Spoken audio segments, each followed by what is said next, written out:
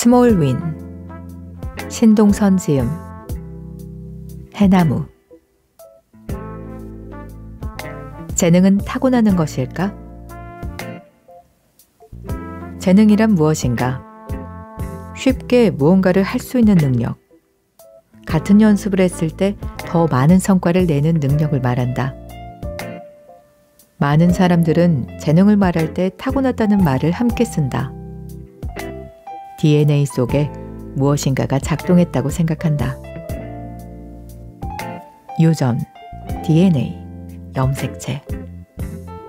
과연 이것은 재능이라 불리는 것에 얼마나 영향을 줄까? 나의 DNA는 석기시대의 그들과 비교해서 얼마나 우수하기에 책도 읽고 글도 쓰고 컴퓨터도 사용하고 수학도 잘할까? 그러나 DNA 관점에서 보면 나는 석기시대의 조상과 그리 크게 다르지 않다. 돌도끼를 다듬고 움막을 짓고 살았던 조상과 거의 유사하다.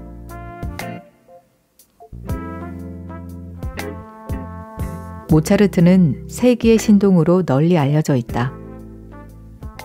천재를 얘기할 때면 매번 언급되는 대표적인 인물이다. 하늘에서 떨어지는 영감을 머릿속으로 받아 적는 모습. 그의 이미지는 영감, 천재의 대표적인 사례가 된다. 제프 콜린의 재능은 어떻게 단련되는가라는 책을 보면 모차르트의 아버지는 당시에 유명한 작곡가이며 연주자였다고 한다. 그는 모차르트를 3살 무렵부터 혹독하게 훈련시켰다. 모차르트는 오랜 숙련의 시간을 거치고 나서 작곡 및 피아노 신동이라는 타이틀을 얻었고 이러한 전설은 현대에도 이어지고 있다. 이러한 모차르트의 어린 시절을 알아버린 우리는 그를 어떻게 불러야 할까? 흔히 말하는 천재라고 불러야 할까? 아니면 연습에 의한 후천적 노력파라고 해야 할까? 어찌되었건 당시에는 그런 훈련을 통한 어린이 피아노 천재는 드물었다. 하지만 모차르트의 피아노 수준을 현대 어린이들의 피아노 수준과 비교하면 모차르트가 아주 특출난 것은 아니라고 한다. 학자들이 개발한 조숙성 지수라는 수치로 나타내보면 모차르트는 130%, 20세기의 천재라 불린 사람들은 300에서 500%로 훨씬 뛰어난 수치를 기록했다고 한다.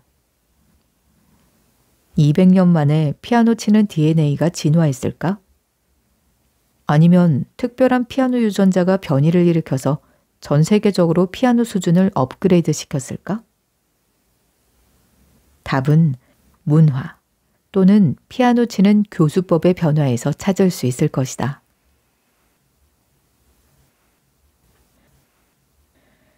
우리는 시냅스다. 족구와 축구를 떠올려보자. 족구라는 기술은 축구의 기술과 상당 부분 겹친다. 킥, 헤딩, 볼 트래핑 등 비슷한 기술을 공유한다. 축구 선수는 축구와 족구 사이의 비슷한 기술을 이용하여 족구를 잘할 수 있다. 족구라는 기억 A와 축구라는 기억 B는 상당 부분이 서로 같은 연결 조합을 필요로 하기 때문이다.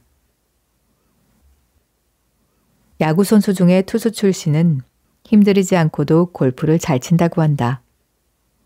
아마도 두 운동은 손과 팔의 운동과 감각을 공통으로 필요로 하기 때문일 것이다. 즉, 두 운동이 필요로 하는 시냅스가 서로 많은 부분을 공유한다. 투수는 수많은 투구 연습을 하면서 만들어 놓은 시냅스를 사용하기 때문에 골프를 쉽게 배울 수 있는 것이다. 재능이라는 부분도 비슷하게 생각할 수 있다. 다중지능 이론으로 유명한 하워드 가드너는 7가지 영역의 지능이 있다고 주장했다. 각 영역은 언어, 운동, 감성, 공간, 논리, 관계, 자기 이해로 나뉜다. 이렇게 나눈 이유는 나뉜 지능들 간에 공유하는 시냅스가 적기 때문일 것이다. 이 중에서 운동지능을 살펴보자. 운동지능이란 무엇일까? 흔히 우리는 운동신경이라고도 부른다. 몸 감각, 균형, 동체 시력, 공간에 대한 판단력 등을 골고루 말한다. 이러한 재능은 한 가지 시냅스가 아니라 뇌 영역의 많은 부분에 걸쳐 있다. 운동에 필요한 신경 연결이 촘촘하면 운동을 배우기 쉽다.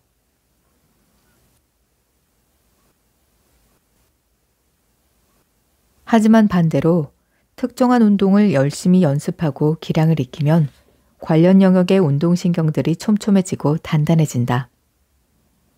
따라서 한 가지 운동을 잘했던 사람은 다른 운동에서도 잘하는 경우가 많다. 공을 다루는 운동을 잘하는 사람은 구기 운동을 잘하는 경우가 많다. 아마도 공을 다루는 공통적인 여러 뇌신경 연결이 치밀하기 때문일 것이다. 언어 지능도 살펴보자. 언어 영역의 뇌 발달이 잘 된 경우를 말한다. 언어 지능이 높으면 말을 잘하고 어휘도 풍부하고 글을 잘 읽고 글을 잘 쓸 수 있다. 재능이라 부를 수 있겠다. 이와 더불어서 말을 열심히 하고 다양한 어휘를 고민하고 글을 읽고 글을 쓰는 순간 언어 지능을 사용한다. 그리고 사용된 언어 지능은 이러한 자극에 의해서 확장되고 단단해진다. 우리는 시냅스다. 우리를 규정짓는 것은 한 개 한 개의 세포가 아니라 세포의 유기적인 연결, 즉 시냅스다. 재능은 관련된 시냅스의 치밀함이다. 재능이 있다는 이들은 운이 좋게도 관련된 시냅스가 치밀한 것이다. 노력이건 환경이건 우리보다 시냅스가 치밀한 것이다. 안타깝지만 우리는 그들보다 시냅스가 치밀하지 못하기 때문에 재능이 출중하지 못한 것이다. 태어날 때부터 어릴 적 환경 때문에 관련된 뇌 영역이 촘촘할 수도 있고 또는 성길 수도 있다. 뇌세포가 자랄 때 필요한 호르몬 때문일 수도 있다. 뇌세포가 가지를 칠 때 때마침 필요했던 단백질 공급과 관련될 수도 있다. 안타깝게도 엄마 뱃속에서 좋지 않은 물질과 접촉했기 때문일 수도 있다. 다양한 원인으로 머릿속 시냅스의 치밀함 정도의 차이가 생길 수 있다. 재능이란 자이든 타이든 문화든 노력이든 운 좋게도 머릿속에 관련된 뇌세포의 연결이 많은 것이다. 우리는 무언가를 배우거나 익힐 때 기존의 시냅스를 이용하여 배운다. 기존에 아는 것이 있어야 새롭게 다른 것을 배워서 붙일 수 있다. 그리고 배우고 익히면서 기존의 것은 확장된다. 즉, 자극된 시냅스가 더 치밀해지고 단단해지는 것이다. 재능은 배움을 위하여 이용되고 동시에 배움에 의하여 확장된다. 재능은 뇌세포의 연결이 확장된 상태이다. 재능을 넘기 위해서, 재능을 확장시키기 위해서는 뇌세포의 연결의 가장 중요한 요소를 이해할 필요가 있다. 관련된 영역의 시냅스를 만들기 위해서는 무엇을 어떻게 해야 할 것인가? 우리가 할 수 있는 것은 무엇이고 포기해야 할 것은 무엇인가? 자, 이제 우리가 집중해야 할 노력에 초점을 모아보자. 목표와 관련된 시냅스를 촘촘히 하도록 노력을 해야 하는 것이다. 지금은 그들보다 시냅스가 촘촘하지 못하지만 그들의 머릿속 연습 시간을 따라잡는다면 그들만큼 시냅스를 촘촘하게 만들 수 있다. 그들의 시냅스를 따라잡을 수 있는 유전자를 가지고 있기 때문이다. 연습량이 미엘린을 늘린다. 1985년 마리안 다이아몬드 박사는 세기의 천재 아인슈타인의 뇌를 회부하여 현미경으로 관찰한다. 관찰 결과 좌측 하부 두정엽의 뇌신경 세포 수는 평균 수준이며 대신 아교세포의 수가 상당히 많다고 발표한다. 아교세포의 역할 중 하나는 뇌신경 세포의 축삭을 감싸는 미엘린을 만드는 것이다. 미엘린은 뇌세포라는 전기선에 전기가 잘 흐르도록 감싸는 역할을 한다. 전선의 피복 같은 일을 한다. 달팽이와 초파리에게는 미엘린이 없다. 척추동물만이 유일하게 신경섬유를 감싸는 미엘린을 가지고 있다. 침팬지와 원숭이가 사람과 구별되는 이유는 바로 미엘린의 양이다. 글을 읽든 골프를 치든 노래를 배우든 연습이 완벽을 만드는 이유를 이 하얀색 절연 물질로 설명할 수 있다는 것이다.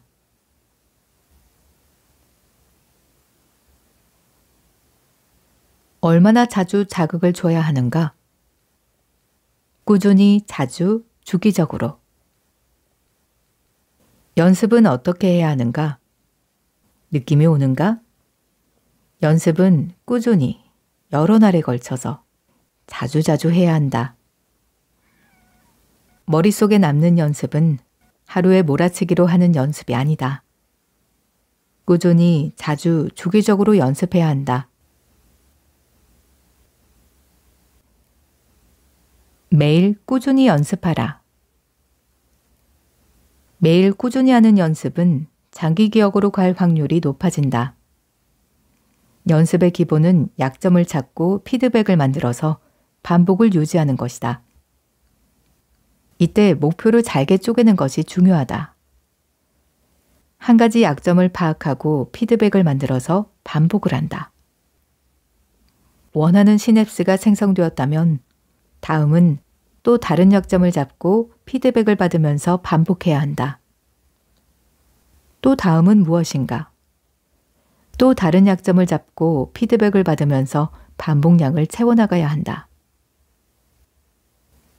너무 지루한가? 다 아는 내용인가? 하지만 어쩌겠는가? 그 과정을 뛰어넘을 수 없다. 그 과정은 우리가 수십억 년의 진화를 거치며 완성된 작품이다.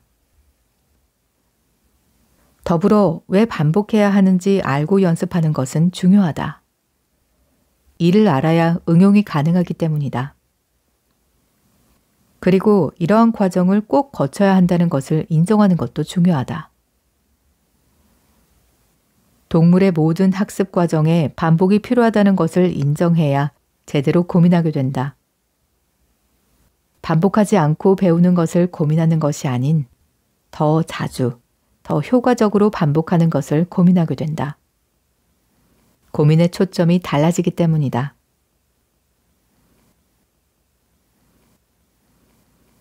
간격 연습을 하라.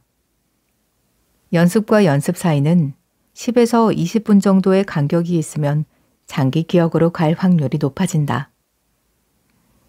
연습과 연습 사이에는 일정한 휴식 시간이 있어야, 즉 간격 학습이어야 장기 기억화되기 쉽다. 달팽이, 꿀벌, 쥐, 사람을 대상으로 한 실험에서 일정한 휴식을 하면서 자극을 주는 경우가 장기 기억화될 확률이 높다고 한다. 실험실, 심리학적 연구 모두에서 연습 사이사이에 휴식이 있을 때 휴식 없이 연습하는 것보다 장기 기억화될 확률이 높다고 한다. 세포 수준으로 관찰해보자. 실험실에서는 하나의 세포를 자극할 때 보통 2시간 동안 5번의 자극을 주고 시냅스의 형성을 관찰하는 실험이 많다. 다시 말하면 1시간 동안 3번, 약 15에서 20분 간격을 말한다. 세포 수준으로는 시냅스가 형성되기 위해서, 즉 장기 기억화되기 위해서는 20분 정도의 간격이면 효과적일 듯하다. 정확한 이유는 아직 밝혀지지 않았지만 자극을 주고 바로 자극을 이어서 주는 것보다 일정한 간격을 두고 자극을 주어야 더 효과적이라고 한다. 주기적 반복이 시냅스를 연결한다. 한번 얘기했을 때보다는 머릿속에 오래 남을 것이다. 이에 대한 기억의 DNA가 자극되어 시냅스가 단단해졌기 때문이다.